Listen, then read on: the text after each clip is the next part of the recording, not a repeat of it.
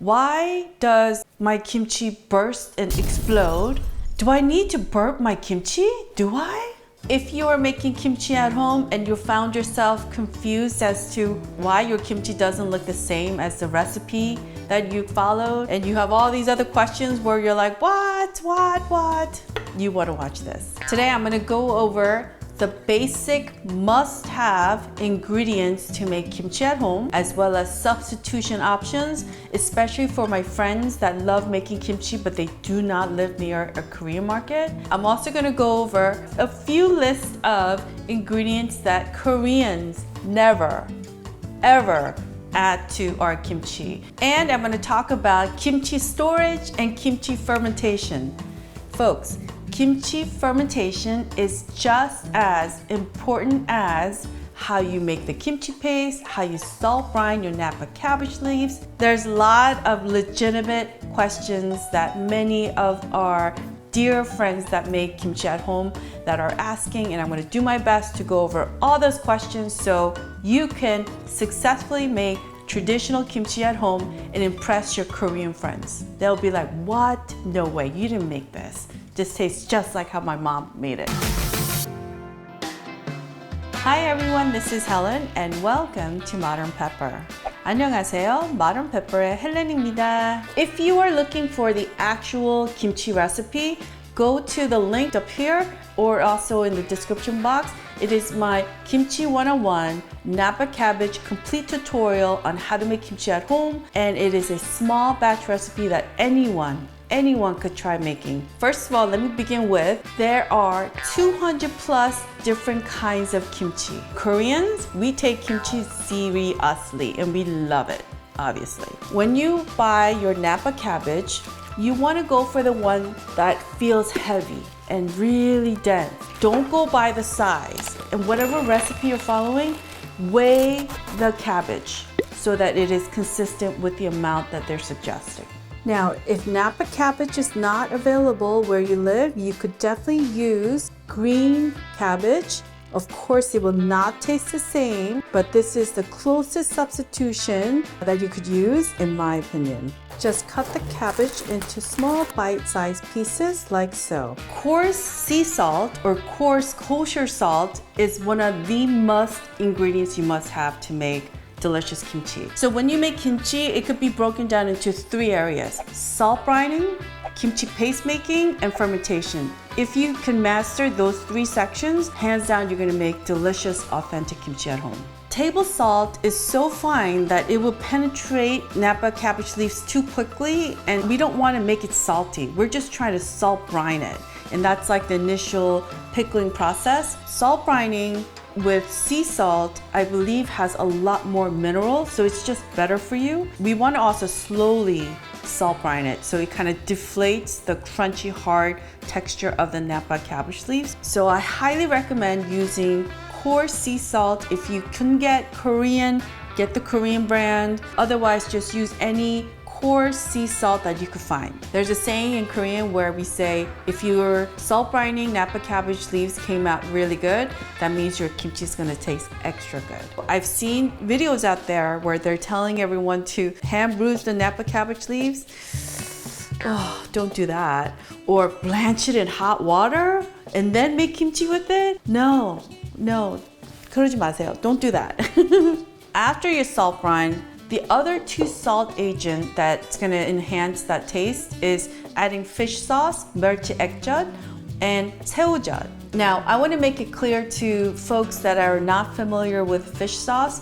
So this does not smell fishy. It just smells very strong. So I want you to think of the fish sauce as like the super duper concentrated taste of the sea. When you add a little bit of this, it kind of expands and grows the salty taste of whatever you're making. And the same thing for 새우젓. 새우젓 is your salt fermented shrimp. Many of our friends that love making kimchi, they don't live near a Korean market. So they're like, well, can I substitute using dried shrimp or Chinese shrimp paste? No, because Koreans, we don't use that. We use 새우젓. Now, if you have been using it and you're happy with it, like I said, continue. Saewoojeot and fish sauce, they are the two salting agents that will take your kimchi to another level. For those of you who are vegan, I have a recipe on how to make vegan fish sauce and vegan Saewoojeot, so you could check that out and the video will be linked below.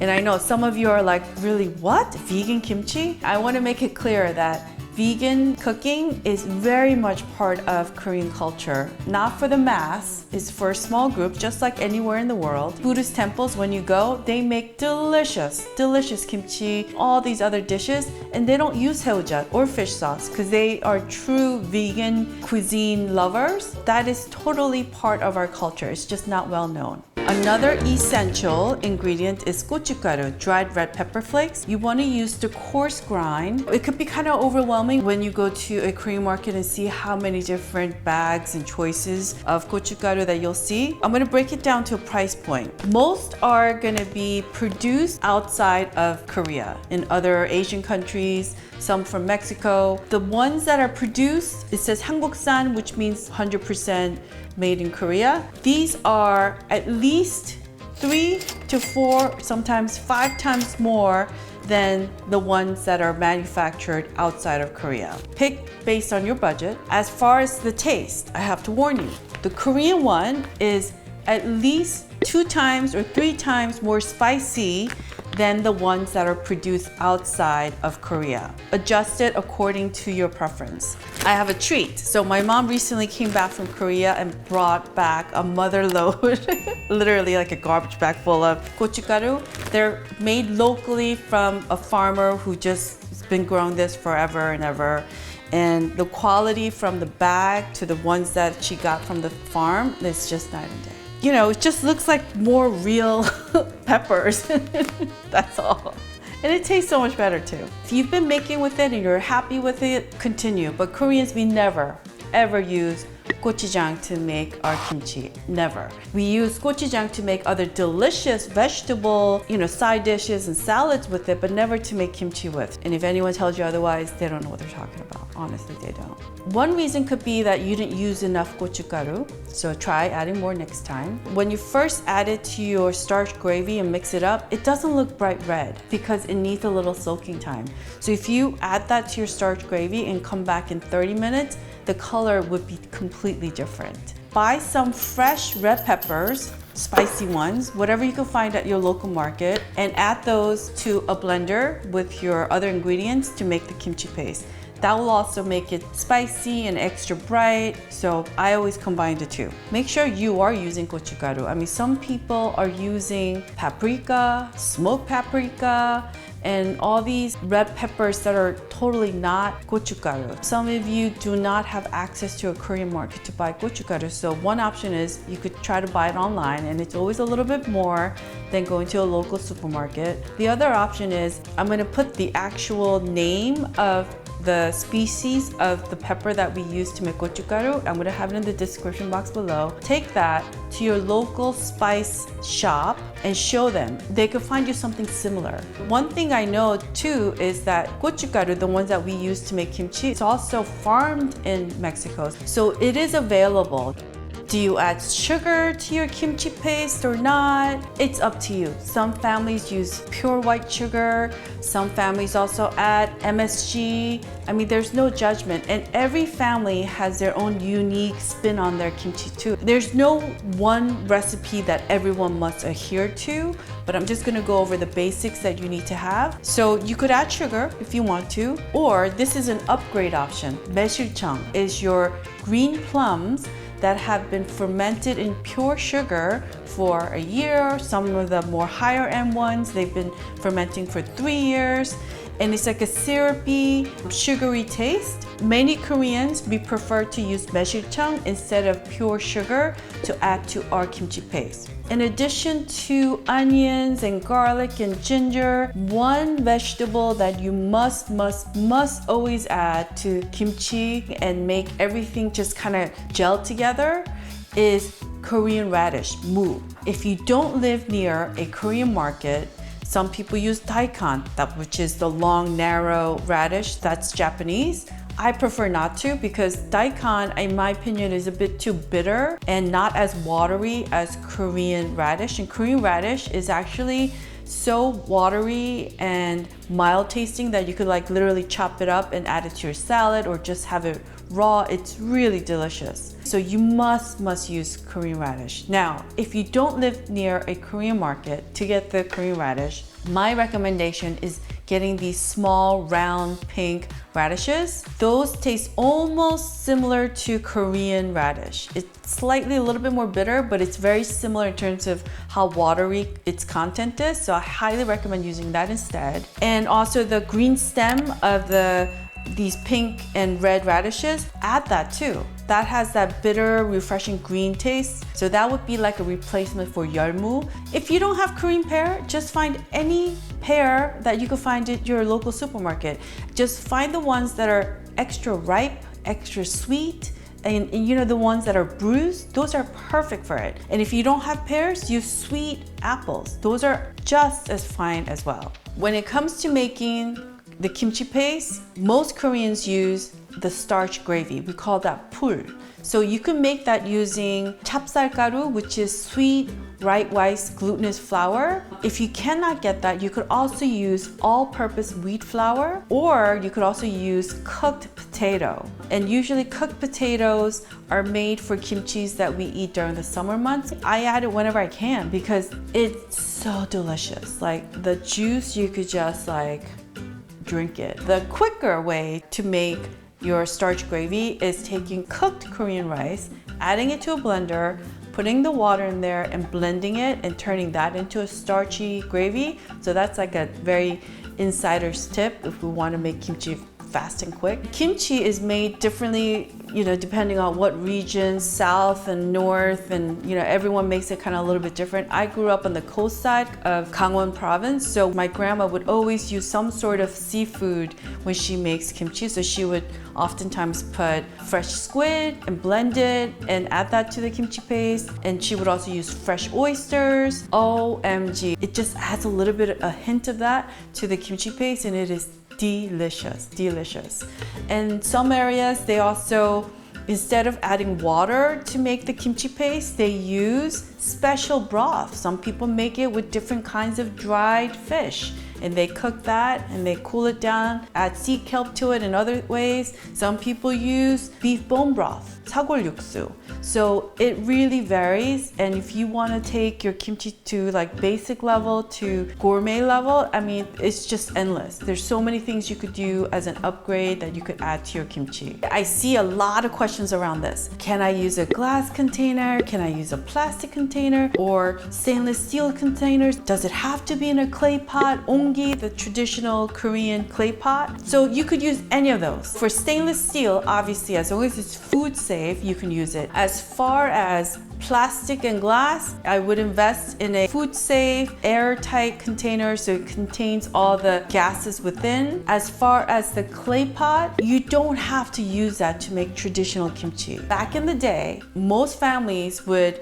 dig a hole in their backyard or front yard in a shaded area, put the clay pot in ground with just the lip sticking out, and they would store their kimchi in there because that became the natural refrigerator where the kimchi would be maintained at a very low temperature so it doesn't ferment too quickly. After you make your kimchi and you put it in one of the containers, you want to first let it sit at room temperature. So this part is very, very important to the fermentation process. It's the fermentation starter. Think of it that way. If you are in a climate where it's super hot, like your kitchen's at 80 degrees and higher, I would let it only sit on your kitchen counter for 6 hours and then put it in the fridge. If your temperature is really low, 50 degrees and super cold, I would let it sit on your kitchen counter for 2 days and then put it in the fridge. But if you're hovering around like 70, 65, 70-ish, let it sit on your kitchen counter for 12 hours, then put it in the fridge. I want to also emphasize that when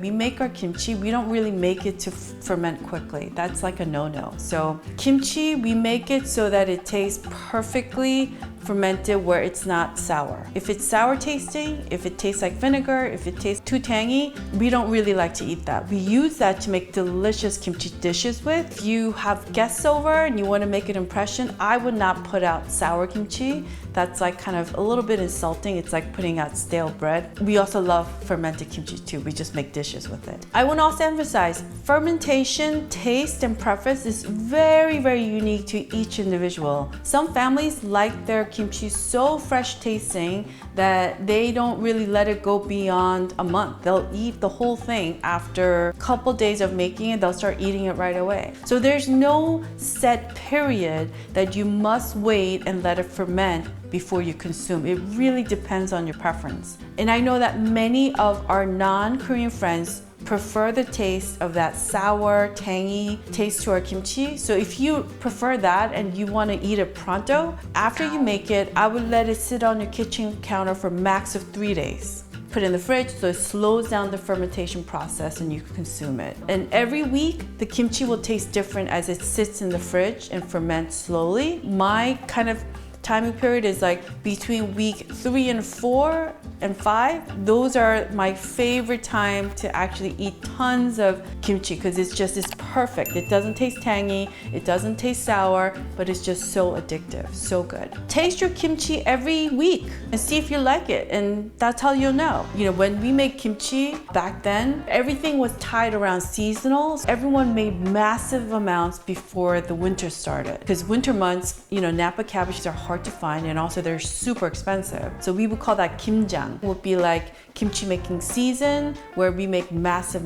amounts, where there's Julie, the cruise director, leading the whole project, and only invited guests could come and help out and be a line worker. Everyone has their duty. Some people are in charge of chopping up the garlic only. Some people are in charge of cleaning up, literally. But not everybody has their KimJang season. Many people also just make it whenever they need it because now with modern technology and farming, Napa cabbage are available all year round. For my family, our KimJang season is when the Napa cabbage go on sale. It's like for a box of 16 heads of Napa cabbage, it's like $30 or $35. And then my mom would buy like 4 boxes, like literally 4 boxes. That's a lot, and like work me to death for like 3 days. Folks, the only thing that needs to be burped are newborn babies, because we all know what happens if we don't burp our little babies. It's an explosion, okay?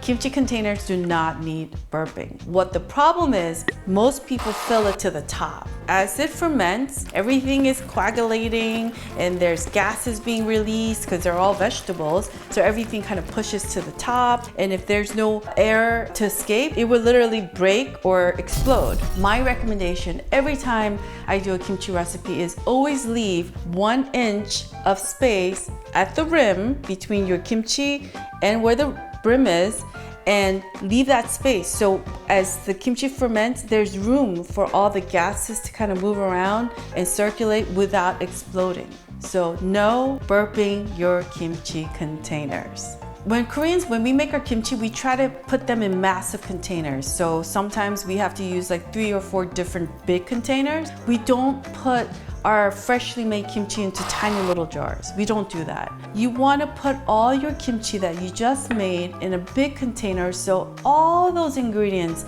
have an opportunity to get to know each other and become one, and so that all the juices and everything just all marinate together and ferment together. After I ferment it and I'm ready to eat it, then I take some out and put it in a small container that I'm going to eat for the week. Just do it that way. I always recommend wiping the interior wall of your kimchi container every time you put your kimchi in there. Just wipe it, keep it clean, keep it dry. And your kimchi, after you place it in the container, press it down a little bit gently so that all the kimchi paste has kind of, coated the top layer as well. And I always put a sheet of plastic wrap on top of it as another layer of moisture blanket for my kimchi. Do that. Another reason why it might turn brownish and have that gook film on the top is because you might have not added enough kimchi paste to your kimchi. So that could be another reason too. And what I like to do is every 2 weeks or every 3 weeks, I like to go reshuffle my kimchi. So everything on the bottom half goes to the top half and vice versa. So everything has a chance to kind of re-engage itself in the liquid and all the ingredients together. So do that. GoChuJang, doenjang is fermented soybean paste. 쌈장 is a combination of gochujang and doenjang, and it is a condiment that we use when we have Korean barbecue. I've also seen people ask, can I use this bottled kimchi paste? I look at the label and it's totally not even in Korean. It's produced by another Asian country. And folks, Koreans, we never use bottled kimchi paste. It just doesn't exist in our world. No, absolutely not. Kimchi paste needs to be used right away. And another popular question, can I use the extra fermented kimchi juice to make more kimchi with? No, absolutely not. We are not making sourdough bread here where you use the fermented yeast over and over. Kimchi is made from scratch every single time. If you're gonna make kimchi, you make it from scratch. Otherwise, you go to a store and you buy store-bought kimchi. Mirim, cooking wine, vinegar. Those are items that Koreans never ever use to make kimchi with. We use those items to make delicious dishes, but never kimchi. Most importantly, no judgment. There's no kimchi police. So if you are happy with the way your kimchi tastes using gochujang, then just continue. Honestly, no judgment. And I get comments like this. Oh, I saw so-and-so's kimchi recipe and she uses, any of those items that I told you not to use. And I looked them up, and mind you, they're very talented recipe bloggers, but they're not individuals that grew up eating kimchi or grew up with families making kimchi all the time. Some even asked me this question. Have you ever tried Chinese kimchi? Have you tried Japanese kimchi, Filipino kimchi, Thai kimchi? And I'm just like, There's no such thing. Kimchi is uniquely Korean. There's actual evidence of kimchi being part of our cuisine culture. It's not part of their cuisine history. So it's not Chinese, it's not Japanese, it's not Filipino, it's not Thai, it's not other Asian kimchi. There's no such thing. It's like another country other than Mexico saying tacos are their food. It's not. I'm sure they have their own version of meat that they eat wrapped up in some version of their own tortilla, but tacos are uniquely Mexican. Marinara, spaghetti, that's uniquely Italian. Just keep that in mind if anyone ever says, have you ever tried Chinese kimchi, Japanese kimchi, Filipino kimchi? This just doesn't exist. I want to thank you for watching today, and if you enjoyed watching today's video, I want to kindly ask you to click on that thumbs up icon and subscribe and hit that notification bell if you haven't done so. 여러분 오늘 재밌게 보셨으면 꼭 좋아하는 버튼과 구독 버튼 좀 눌러주세요. 다음 영상에서 꼭 뵙겠습니다. 감사합니다. Alright folks, I will see you in one of the videos you see right here.